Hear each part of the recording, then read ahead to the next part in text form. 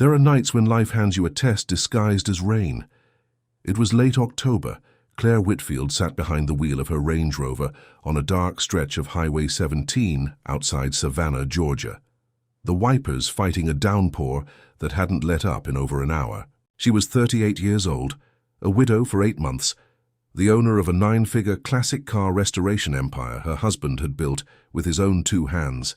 And still, none of that money could buy her a single night of real sleep.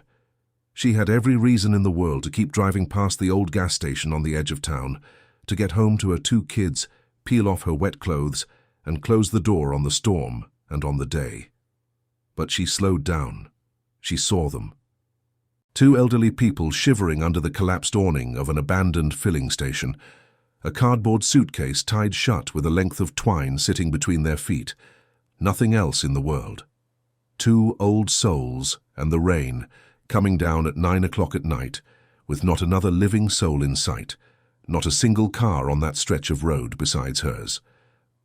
Claire drove past. She got almost 50 yards down the highway before she braked, sat there a moment with her hand still on the wheel, and then backed up. What happened after she stopped, she could never have imagined, because the 2 strangers she pulled out of that storm were already tied to her life in a way none of the 3 of them could have known, in a way no human being could have planned, in a way that had been quietly waiting almost 30 years to come due. Stay with me until the end, because the day one of those old men stopped in front of a photograph hanging in her office, what he said through tears would change Claire's life forever. And it's going to remind you that the good you put out into the world is never wasted.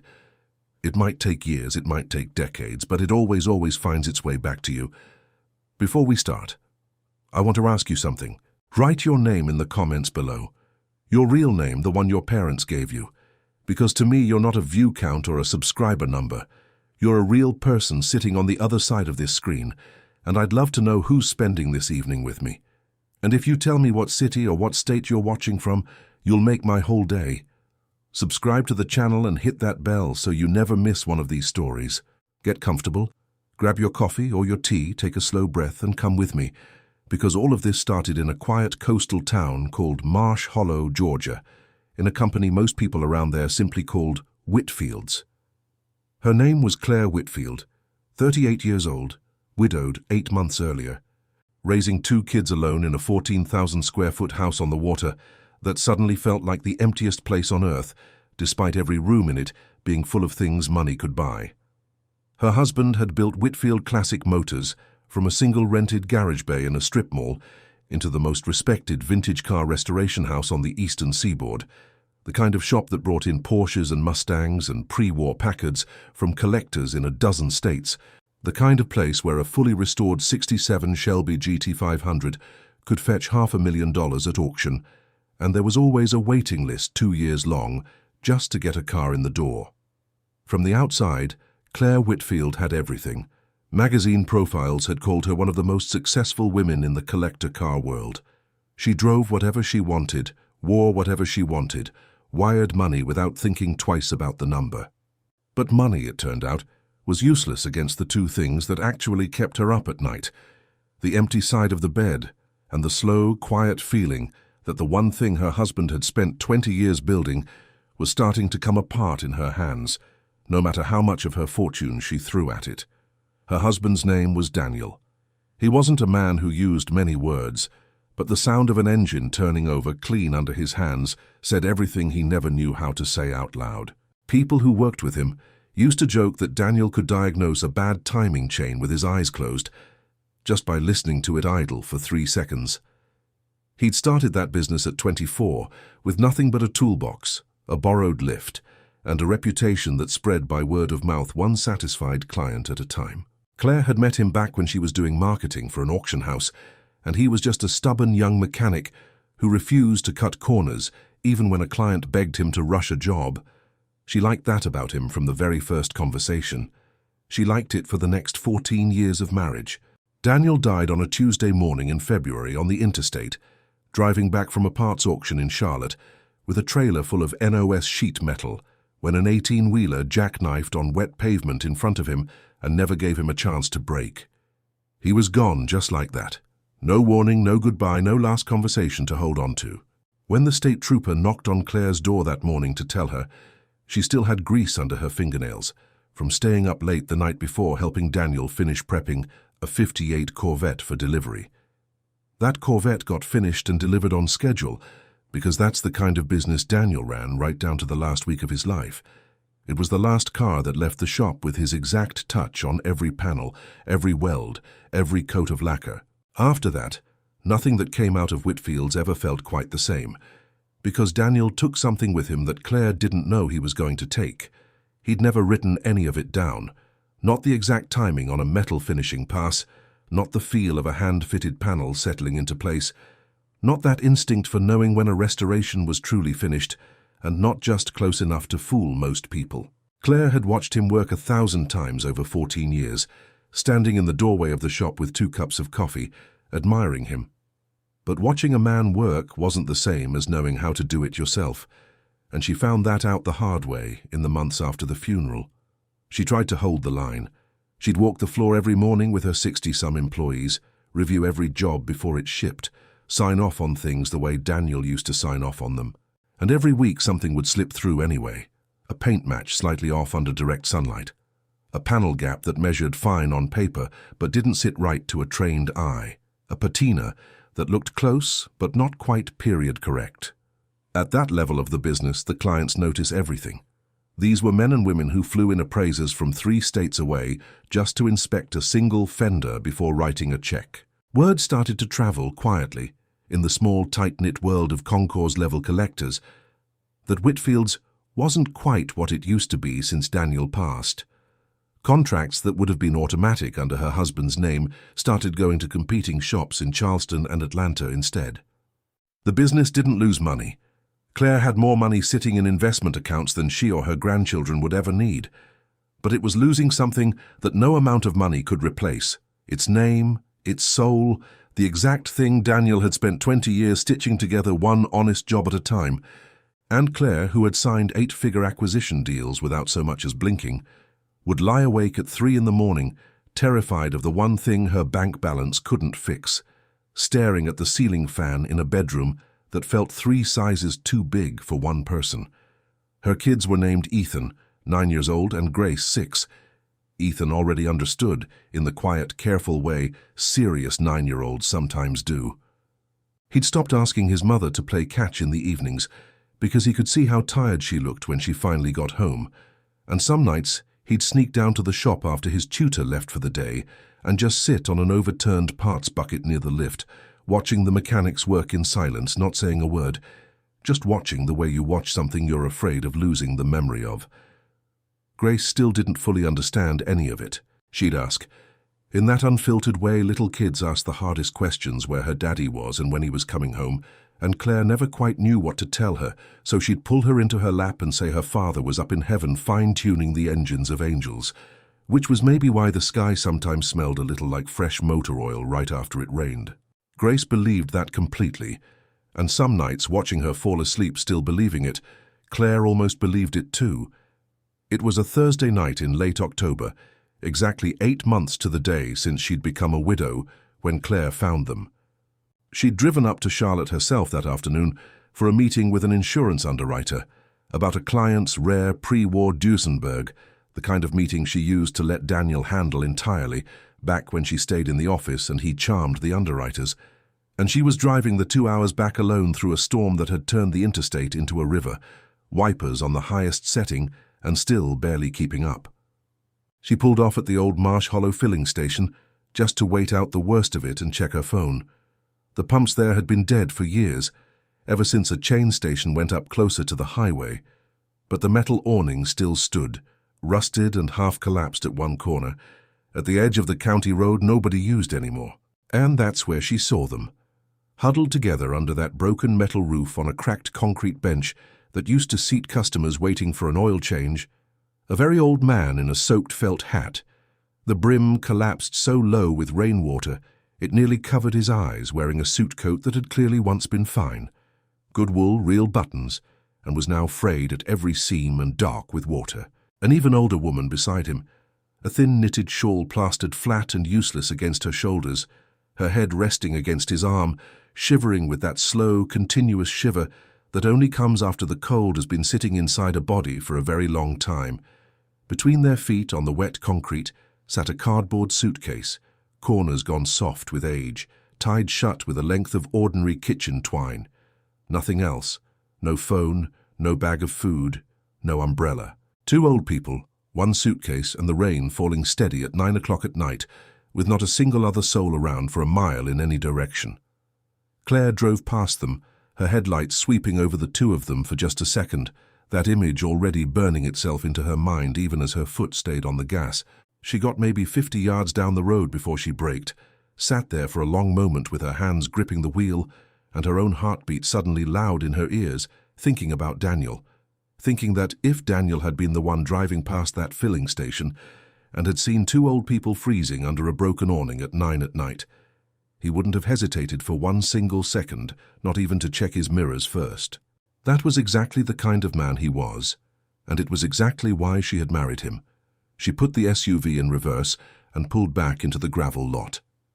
"Evening?" she said, stepping out under the awning, rain running off her coat and down the back of her neck.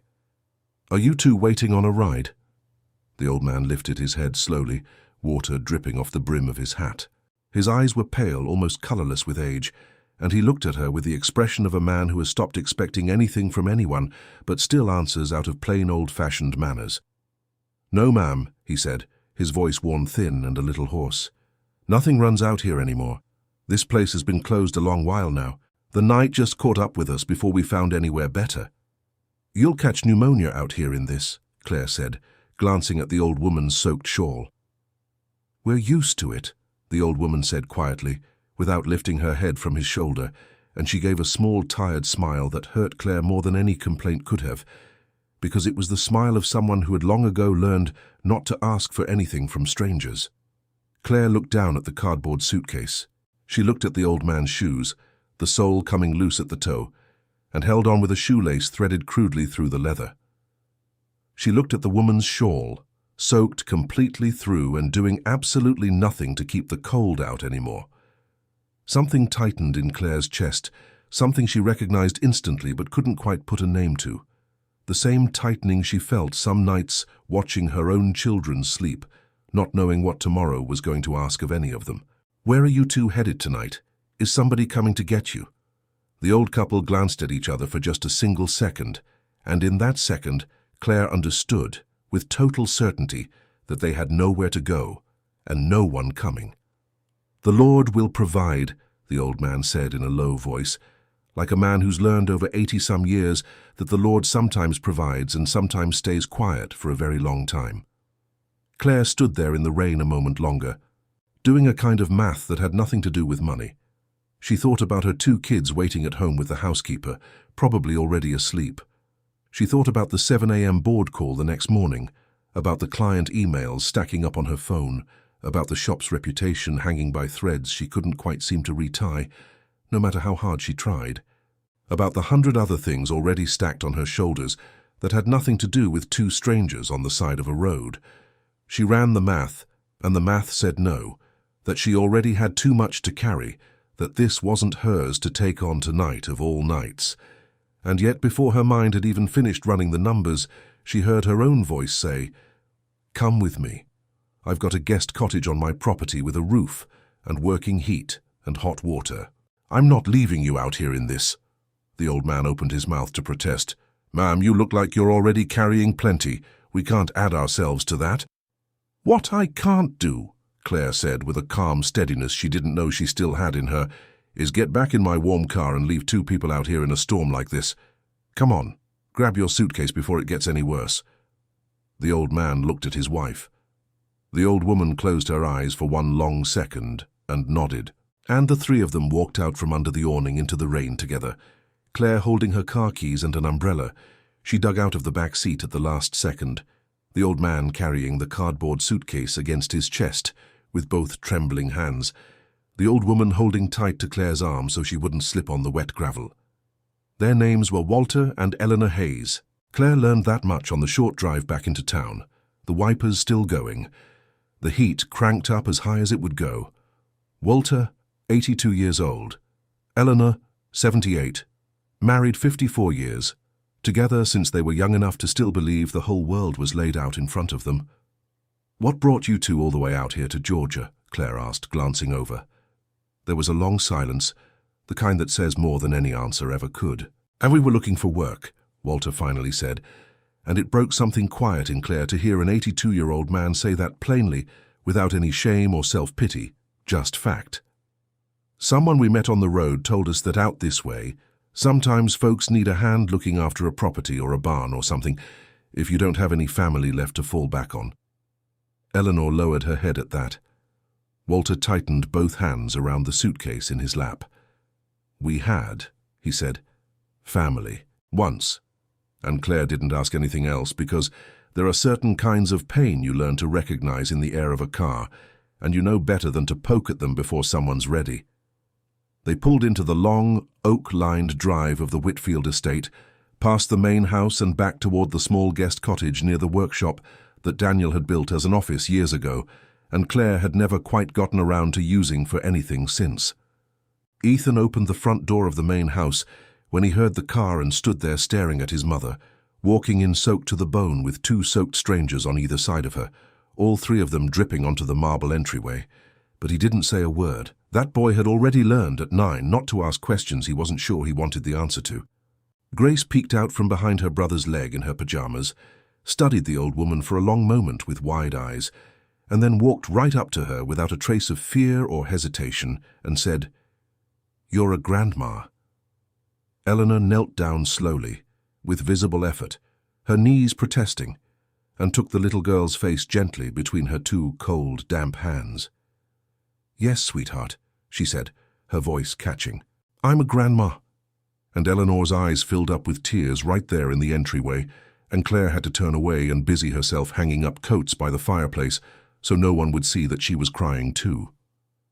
That night, Claire had the housekeeper heat up whatever was left over from dinner and set 2 more places at the enormous dining table, and for the first time in 8 months, there were more people sitting around it than just her and 2 kids picking quietly at their food. The old couple ate slowly, heads bowed low over their plates, pausing between bites like they wanted the meal to last as long as it possibly could, like people who genuinely aren't sure when they'll next get to sit at a table like this. Before he started eating, Walter bowed his head and said quietly, "Bless the Lord who sent us an angel out of that rain tonight." Claire didn't feel like any kind of angel. She felt like a woman running purely on fear and adrenaline, and something older than either of those things. But she let the moment be, and she ate too, and for the first time in a long while, the big dining room didn't feel quite so much like an empty museum. She had the guest cottage made up properly. Real sheets, extra blankets pulled down from storage that still smelled faintly of cedar, the space heater checked twice by the property manager to make sure it actually worked. Eleanor opened the cardboard suitcase to unpack the little they had. Inside there was almost nothing at all, 1 change of clothes each, a small comb, a half-burned prayer candle in a glass jar, and wrapped carefully in a folded dish towel with more care than anything else in that suitcase, a piece of paper that the old woman pulled out, looked at for a long silent moment with wet eyes, and then folded back up and put away again without showing it to anyone. Claire saw that small private gesture from the doorway, and that folded paper stayed lodged in the back of her mind for weeks afterward. What could it possibly be that a woman with nothing left in the world would still guard that carefully? "We'll be forever grateful to you, dear," Eleanor said as they said their good nights. "We'll be out of your hair first thing tomorrow morning. We don't want to be any kind of burden on your family." "We'll talk about it in the morning," Claire said, and switched off the lamp on her way out. But the next morning they didn't leave. Because when Claire walked down to the shop before 6 a.m., the way she'd taken to doing almost every day since the funeral, standing alone in the middle of the paint bay in the dark, just trying to feel close to something Daniel had built with his own hands, she found Walter already up and dressed, standing near the open bay door with his eyes closed, breathing in the smell of primer and fresh metal and machine oil, like a man saying a private prayer. "Forgive me, Mum," the old man said, a little embarrassed to be caught. "And it's been years since I stood in a real working shop first thing in the morning. That smell." Claire looked at him for a long moment. They looked at each other. You know cars, Walter. The old man took his time before he answered, and when he finally did, his voice caught in his throat. My whole life, ma'am. My whole life I built and restored automobiles. Before it was ever anything I did for a living, it was just what my hands knew how to do. What happened next that morning, Claire would never forget as long as she lived. Walter washed his hands carefully at the shop sink, dried them on a clean rag, rolled up the sleeves of his old suit coat past the elbow, and with those trembling 82-year-old hands, he walked over to a half-finished 1965 Mustang Fastback, sitting up on the lift, a car that 3 of Claire's best and most expensive mechanics had been fighting with for 2 straight weeks. Unable to get the panel gaps and the paint depth up to the exact level, a very particular, very wealthy client in Nashville was paying 6 figures for. Walter ran his open palm slowly along the quarter panel, closed his eyes and read the metal the way a doctor reads a pulse. This was rushed, he said quietly, mostly to himself. Fillers laid on too thick right here, and the primer went down before the metal underneath was fully worked out. A car's not built on somebody's deadline, son, he said to the shop's lead mechanic, who had wandered over to watch, arms crossed, skeptical. A car is built on patience. Would you let an old man have a try? Claire let him. And that man, who the night before had been shivering under a collapsed gas station awning with a cardboard suitcase between his feet, spent the next 4 hours reworking that panel entirely by hand, humming some old wordless tune under his breath the whole time, something between a lullaby and a prayer that none of the mechanics recognized. By noon, the panel gap measured perfect down to the millimeter. By that afternoon, for the first time in 8 months, a car rolled off Claire's lift that looked and felt exactly, precisely the way it would have if Daniel himself had laid hands on every inch of it.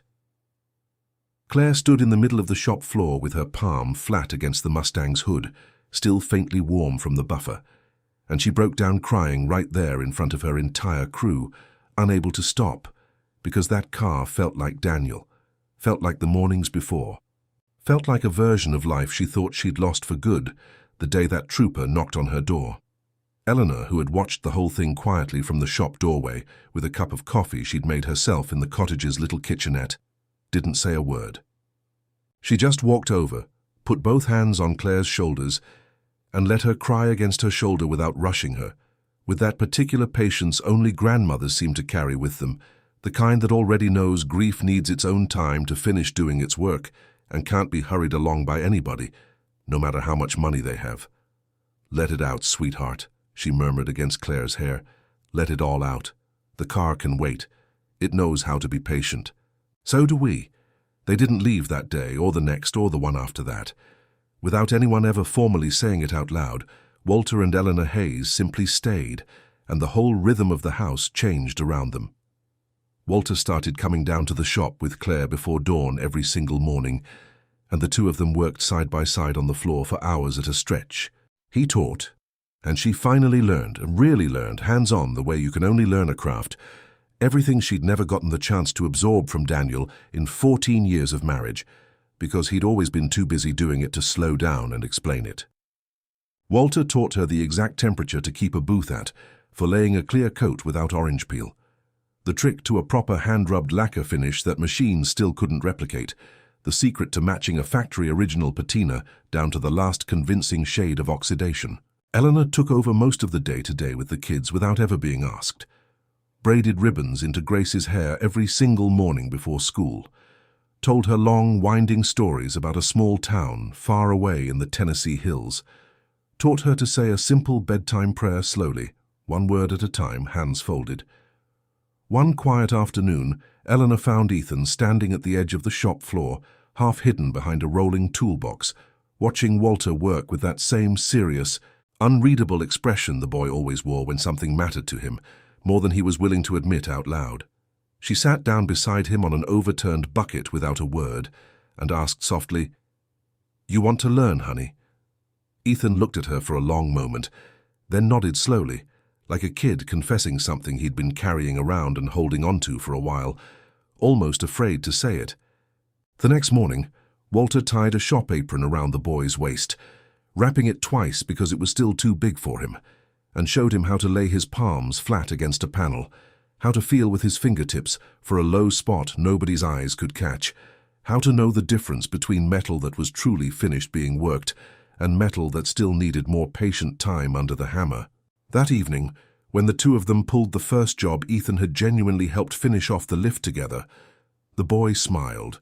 Not a shy little smile, a real one, wide open, with his whole face and his whole body laughing at something Walter had said that Claire didn't even catch.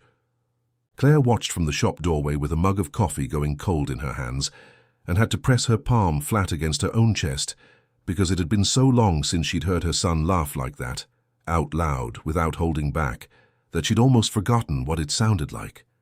In the evenings, once the shop had gone quiet and the last employee had driven off down the long drive, the five of them would pull chairs out onto the back porch overlooking the marsh and sit together watching the sun drop slow and orange behind the grass.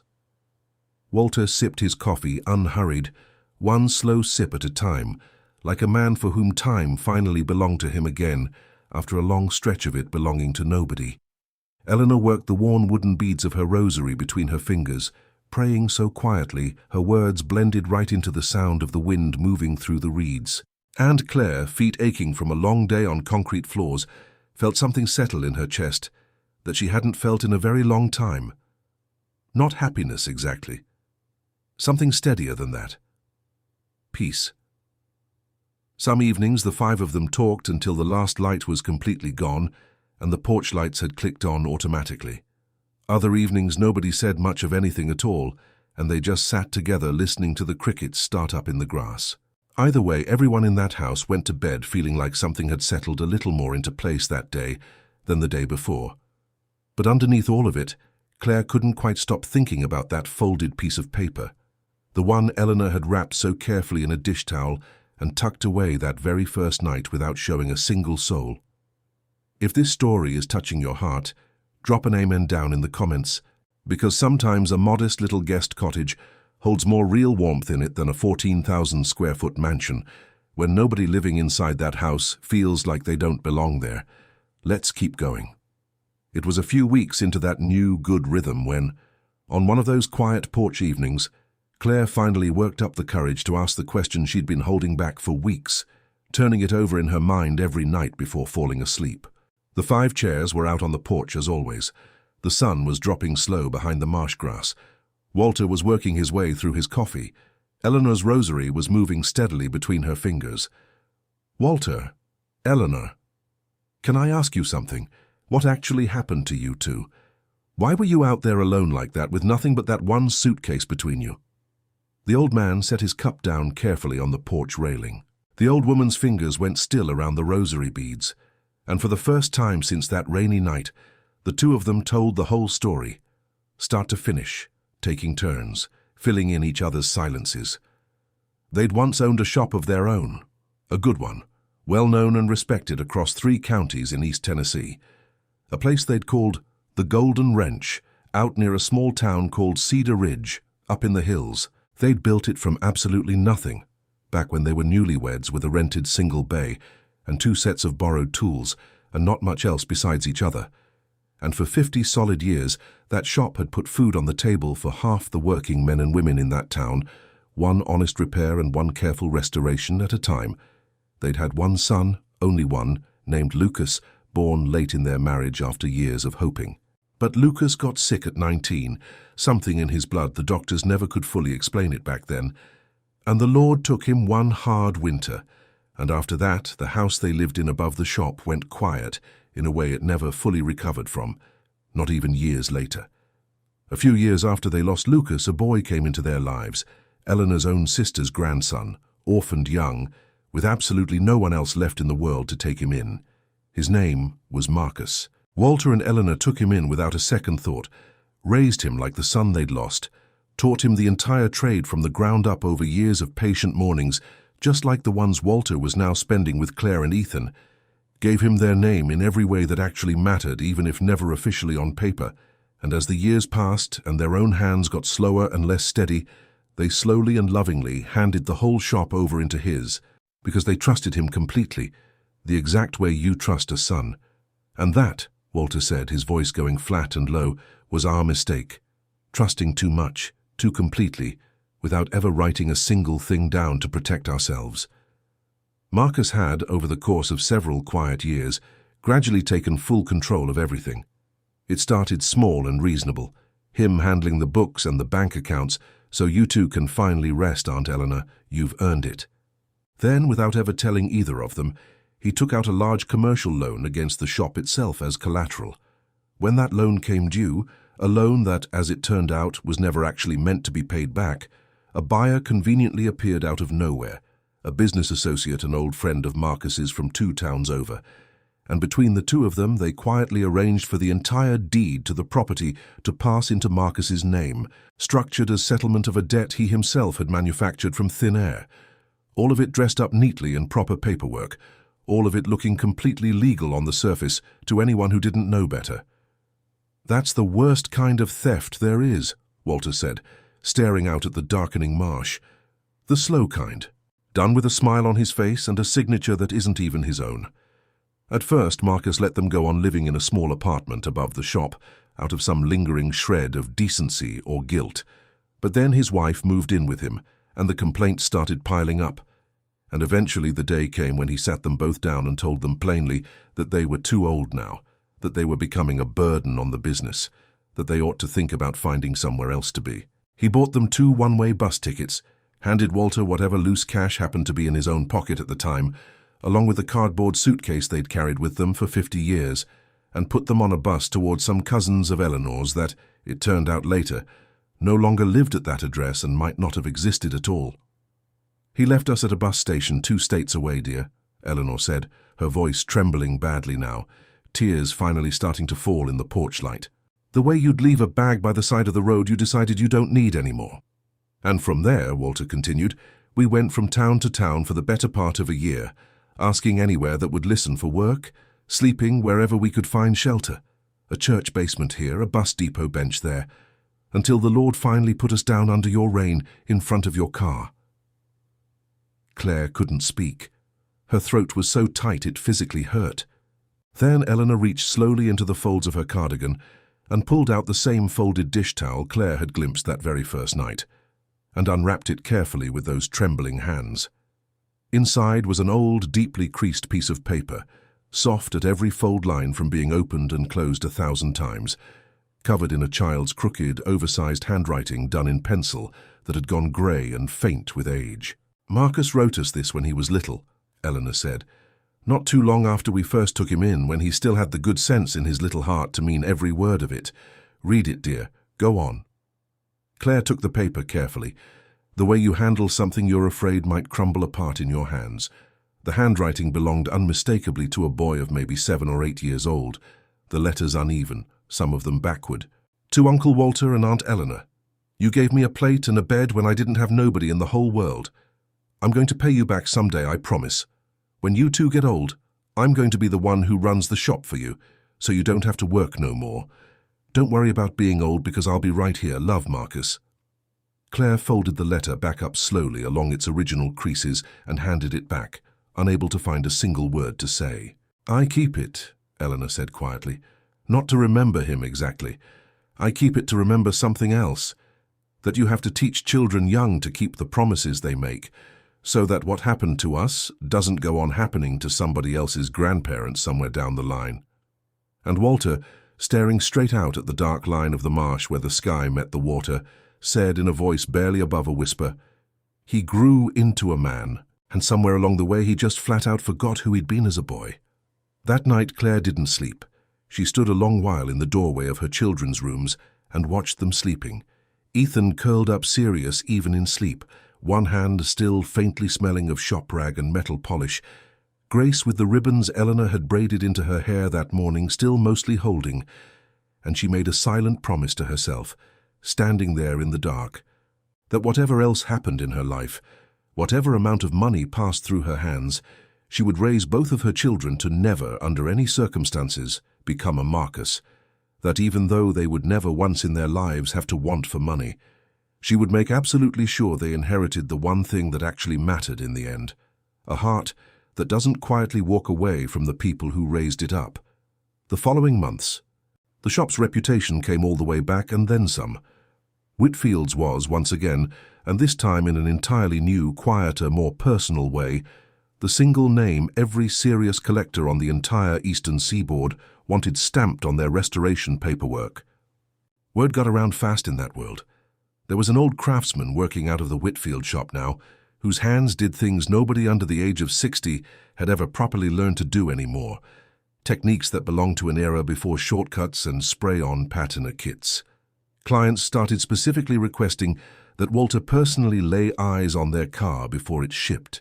And on a cold Tuesday morning in January, almost 3 months after that first rainy night at the filling station, Claire's personal legal team, the very same white shoe firm that handled Whitfield's 8-figure acquisition contracts and never once blinked at a number, finished the last piece of something Claire had quietly set in motion the week after Walter and Eleanor first told her their story. She had, without saying a word to either of them about it, pointed every ounce of that legal firepower at a small, forgotten shop called the Golden Wrench, 6 hours away in the Tennessee hills. That same afternoon, back at the house, Claire invited Walter and Eleanor into the formal living room for the very first time. The room off the front hall they'd never once set foot in. Full of furniture nobody actually sat on, to celebrate quietly with coffee and a little bit of news she wasn't ready to share yet. It was there, standing by the fireplace waiting for the coffee to be poured, that Walter's eyes drifted across the wall and landed on the photograph. It was the largest photo Claire had left of Daniel anywhere in the house. Him at 24, grinning under a bare shop light, one hand resting proudly on the fender of the very first car he ever restored on his own, the day he opened that first single-bay shop that would eventually become all of this. Walter went completely still in front of that picture. He didn't move a muscle. The color drained slowly out of his face, and his hands, already prone to a slight tremor, began to shake in earnest. "Sweetheart," he said, his voice barely more than a thread of sound, still staring fixed at the photo. "This young man. Who is this young man in the picture?" Claire came closer slowly, setting down the coffee pot. "That's my husband," she said gently. "Daniel, father of my children. He passed away 8 months before I found you two." Walter's hand went slowly up to cover his own mouth. His lips were trembling now, his pale eyes filling and overflowing. Eleanor stepped closer to look for herself, and the moment she recognized the face in that photograph, she closed her eyes tight for a long moment, one hand pressed flat against her chest, like she needed those few seconds of darkness just to let her heart settle back down into its proper place. "It can't be," Walter whispered over and over, shaking his head slowly. "Dear God in heaven, it cannot be him." He had to reach out and steady himself against the back of a nearby armchair to keep from going down entirely. He sat, slowly and heavily, and finally in a voice that kept breaking apart and starting over, he told her everything. Nearly 30 years earlier, back when the Golden Wrench was at the very height of its reputation across 3 counties, a boy had shown up at their shop door one evening after closing, 16 years old, painfully skinny, clearly hungry, days on the road with nothing but the clothes on his back, running hard from a home where his stepfather had a habit of hitting him, and the boy had finally decided he'd rather take his chances alone than take one more night of it. Nobody in that town would give the kid so much as a chance, because he had no papers, no family anyone recognized, nobody willing to vouch for a stranger.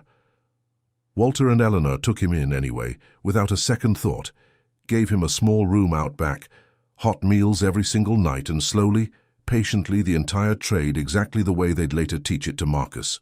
That boy lived under their roof for almost 3 full years, following Walter's exact movements at the workbench day after day, learning every step, every unwritten trick of the trade, every hard-earned secret that had made the Golden Wrench what it was across an entire region. When the day finally came for the boy to move on and go find his own life, Walter sat down one whole evening and wrote it all out for him by hand in a worn composition notebook. Every technique, every measurement, every secret, so that none of it would ever be lost to him out there on his own. That boy's name was Daniel. One day he came to us and said he wanted to go find his own life, Walter said, his voice cracking fully apart now, tears running freely down into the deep lines of his face.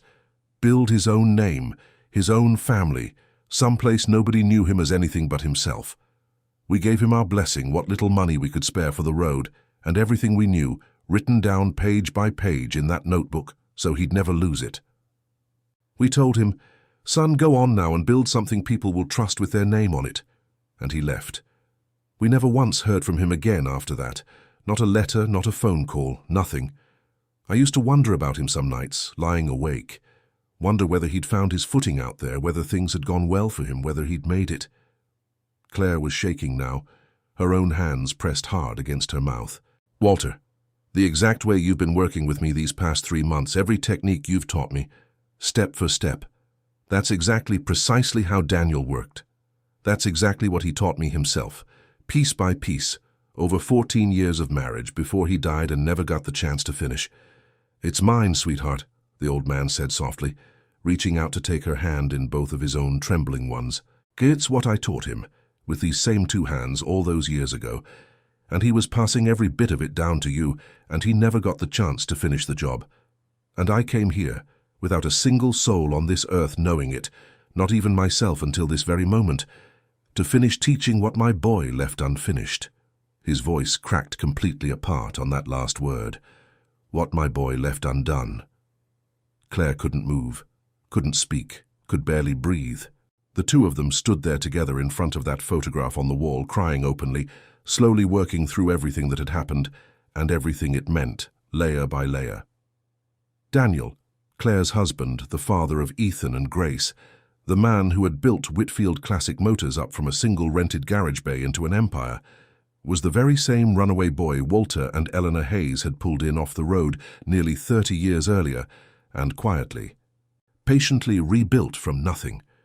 With the trade they had given him out of pure kindness and nothing else, Daniel had gone on to build the entire life that had become everything Claire loved and had ever loved in this world. And the 2 elderly strangers Claire had pulled on pure instinct out of a rainstorm one random Thursday night, with absolutely no idea in the world who they were or what they meant, were, without any of them ever knowing it, the very roots of everything she had. The kindness had travelled a full circle 30 years wide, and had come back around and knocked, quite literally, on the exact same door it had started from. "God does not make mistakes, sweetheart," Eleanor said softly, and she pulled Claire into a full embrace, the way only a mother or a grandmother truly knows how to hold someone. "We raised your Daniel up and set him out on his own path all those years ago, and now here you are, taking us in when we had nothing and nobody left at all. We're family, dear. We always were from the very beginning. We just didn't have any way of knowing it yet." From that day forward, they weren't the 2 strangers Claire had found shivering on the roadside anymore. They were Grandpa Walter and Grandma Eleanor. Full stop, no explanation needed. Ethan and Grace called them exactly that, without a single second of hesitation, and it wasn't a lie or a nice fiction anyone had to maintain, because the man who had personally taught their father everything he ever knew about the trade that fed their whole family had every right in the world to be called their grandfather too. Blood or no blood, paper or no paper. The big house that had felt so hollow and echoing for 8 straight months slowly filled back up with voices, with old stories told on the porch, with the constant good smell of hot metal and fresh, clear coat drifting up from the shop, with quiet prayers said together at sunset every single evening without fail. But one thing was still missing, real justice, because Claire Whitfield had never once in her entire life been the kind of woman to simply let something like that stand unanswered, not when she had the resources sitting right there in her hands to do something about it. With her own legal team fully engaged, and money that had genuinely never mattered less to her in her life than it did in that particular moment, she went after the golden wrench with everything she had. Her attorneys pulled the bank's entire loan file from 6 years back, cross-referenced every date against hospital and medical records from that same period, and there it was, plain as day. Walter had never actually signed that collateral agreement because on the exact date listed as the signature date, he had been checked into a small regional hospital in Cedar Ridge, undergoing surgery for advanced cataracts in both eyes, and the medical intake and discharge records proved it down to the exact hour of the day. The signature on the loan document was a forgery, plain and simple. It had been Marcus, impersonating him, banking on the fact that no one would ever bother to check. The case itself wasn't quick, and it wasn't easy, even with a full legal team behind it. There were weeks of frustrating delays, of tangled county paperwork, of a local judge who wanted every single document triple verified before he'd touch the matter. There was one particular evening, Claire came home late from a long meeting with her attorneys in Atlanta and sat down heavily at the kitchen table with exactly the look on her face that Walter had already, over these past months, learned to recognize instantly. "What happened, sweetheart?" he asked, setting down the panel he'd been sanding by hand at the counter. "It might not go our way," she said, her voice cracking under the weight of the day. "There's a real chance we could lose it for good, Walter. After everything." Walter set the sandpaper down entirely and looked at her steadily across the table. "What's rightfully yours doesn't get lost forever, dear," he said. "It either comes back around to you eventually, or it turns itself into something else worth just as much. But what a person does with real honor in this life, that's the one thing nobody can ever take away from you. Not Marcus. Not any judge sitting on any bench in any county in this country." Eleanor reached over and laid her hand gently over Claire's without saying a word, and the three of them sat there together like that for a good while, listening to the wind move through the marsh grass outside the window. Almost a full year after the case first began, the notice finally arrived by certified mail. The loan Marcus had used to steal the golden wrench out from under the two people who raised him was formally voided by the court on the grounds of fraud. Marcus's business partner, the so-called buyer, turned on him almost immediately once real lawyers got involved, cutting a deal to save his own record. The deed to the shop reverted fully and legally back into the names of Walter and Eleanor Hayes. Marcus faced both civil and criminal proceedings over the forged signature. He ultimately avoided any real prison time through a negotiated settlement and the simple fact that he had no prior record. But in the end, it did him very little good. He lost the shop outright. He lost his credit standing at every single bank across 3 counties. And, worst of all in a town that small, he lost something no court in the country could ever hand back to him: the plain trust of the people around him. In a place like Cedar Ridge, that particular currency matters more than almost anything else a person can lose. The same long-time customers, who used to bring their family trucks and their late father's old pickups to him without a second thought, now crossed the street rather than risk running into him outside the hardware store. His wife eventually packed up their 2 kids and moved back in with her own mother 2 towns over. And Marcus was left alone in a large, quiet house that had once belonged to somebody else's kindness, which turned out, in the end, to be the very worst kind of prison there is, the kind a man builds for himself out of his own choices, one brick at a time with his own 2 hands, and then has nobody left to help him carry. Walter never once went looking for Marcus to say a single word to him about any of it. Claire asked him directly one evening whether he still carried any bitterness toward the boy he'd raised. The old man kept working the sandpaper in slow, even patient strokes for a long moment before he finally answered. "Bitterness is a heavy thing to carry around, sweetheart," he said. "And I'm far too old now to go on carrying heavy things I don't have to." I forgave him a long time ago. Not because he ever earned a bit of it, but because I want to sleep peaceful at night, plain and simple. A man who does what he did already goes on punishing himself every single evening for the rest of his life, whether he ever says so out loud to another living soul or not. His accounts settle up with God now, not with me.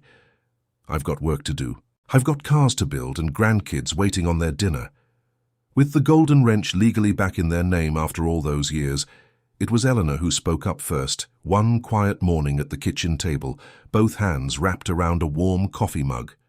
"Walter, I don't believe I want to go back up there to live, if I'm honest with myself. I've gone and become one of these coastal Georgia people now after all this time." Walter looked at her across the table and smiled that quiet, real, unhurried smile of his. "So have I, Ellie, so have I, truth be told." So together, the 2 of them made a decision. They turned that old shop hundreds of miles away in the Tennessee hills into something meant to last well beyond either of them. They brought in 2 orphaned local kids from around Cedar Ridge to come learn the trade from the ground up. The exact same way Daniel once had. The exact same way, in fact, that even Marcus once had, long before everything between them ever went wrong. They taught those 2 kids for free, room and board included, with just one single condition attached to it all. That once those kids fully knew the trade themselves, front to back, they would go on and teach it to somebody else who showed up someday with even less than they'd had. That way the good work just keeps on moving down the line, Walter said. That way none of it ever really runs dry, no matter what happens to any one of us along the way. The years went by gently after that. Walter and Eleanor lived out the rest of their long lives right there on the Whitfield property, warm, surrounded on every side by people who loved them, never once alone. Eleanor went first. It was a cold morning in early March, when the chill still bit hard at the air, even with the sun coming up. Claire had sat up with her clear through the night in the little cottage, because Eleanor had been having a rough few days, and something in Claire's gut told her not to leave her side. She was holding Eleanor's hand, sitting right there in the chair pulled up close to the bed, when she felt the old woman's whole body go quiet and still in that particular way you somehow recognize instantly, even though nobody ever formally taught you to.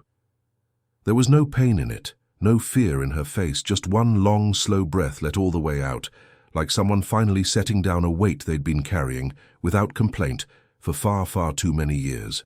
Claire smoothed the old shawl over her shoulders, folded her hands gently over her chest, the way Eleanor had always folded them for evening prayer, and sat with her a good while longer in the quiet dark of the cottage, whispering thank you, over and over, for every single thing she'd never quite gotten the chance to say out loud while there was still time. Walter followed her a few short months later, that same year. His very last morning on this earth was, by every account, a genuinely good one. He got up early out of habit, the way he had every single day for years, caught the smell of a fresh coat coming off the buffer where Ethan, nearly 13 by then, tall and steady-handed, was already hard at work on a client's Camaro before school. Walter drank his coffee slow in his usual chair out on the back porch, told Claire over breakfast that he honestly couldn't remember the last time he'd felt so completely rested.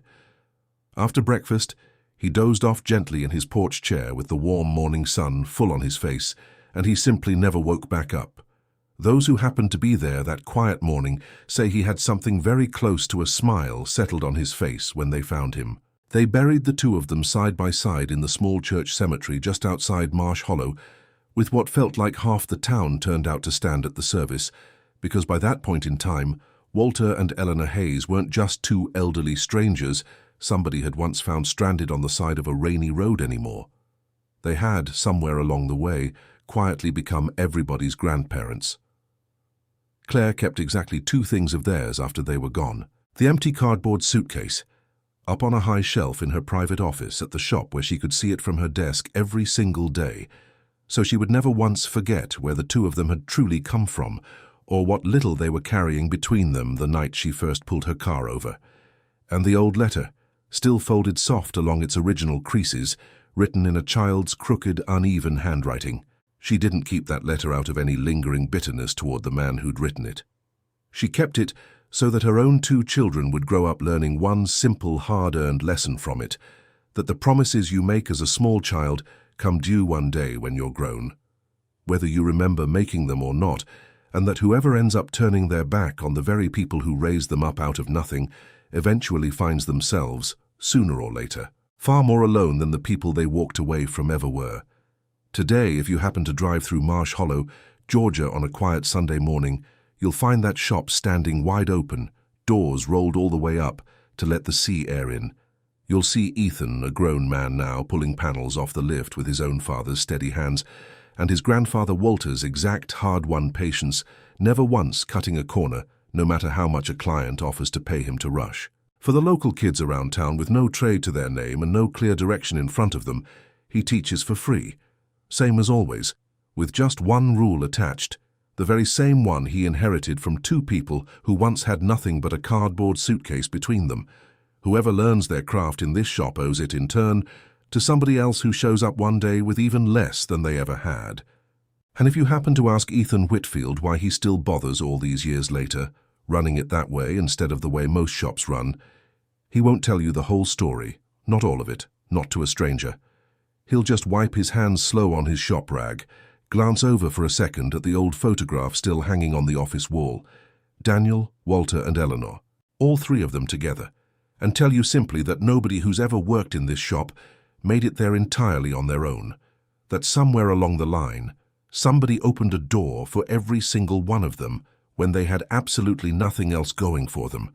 Because that's how real kindness works in this life if you let it. You think you're just giving it away for good, that it's gone the very moment it leaves your two hands. But you're not. You're only putting it away somewhere safe for later. And on the exact day you least expect it, when you're the one with nothing at all left in your own hands, when you're the old man or the old woman waiting alone under the rain with nobody left in the world, that same kindness finds its way back down the long road it first left on, and it knocks, quite literally, on your own front door, and it brings everything you're ever going to need right along with it. Nobody who genuinely shares their table with a stranger ever ends up eating alone for long. What you give away freely with your hands wide open, life always finds some way to bring back around to you, and somehow there's always enough left over for one more chair at the table. If this story reached your heart tonight, share it right now with somebody in your life who needs the reminder that real kindness always comes back around, sooner or later, one way or another. And go ahead and tell me your name down in the comments if you haven't already. And I'm genuinely curious about one thing, truly. Would you have pulled your own car over for those two strangers that night in the rain? I mean it. I'll be down there reading every single answer myself. I'll see you in the next story.